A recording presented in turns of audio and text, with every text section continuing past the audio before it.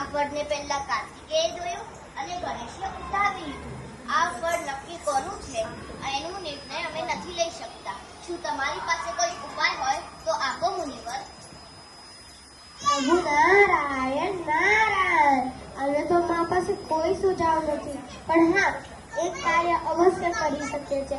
આ ફળ કોનું છે એ જાણવા માટે આ બંને છોકરાઓની વચ્ચે એક પરીક્ષા રાખવી પડશે. જે પોતાની શ્રેષ્ઠતા સાબિત કરશે એનું આ ફળ થઈ જશે.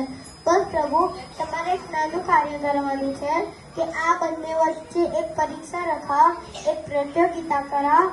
જે સૌથી પહેલા આ પૃથ્વીના 3 ફેરા લગાવીને અહીંયા કૈલાસ પર પાછા આવશે એ જ વિજેતા ઘોષિત થશે અને એને જ આ ફળ મળશે. આ સમસ્યાનો ઉપાય આપવા માટે ખૂબ ખૂબ આભાર મુનિવર.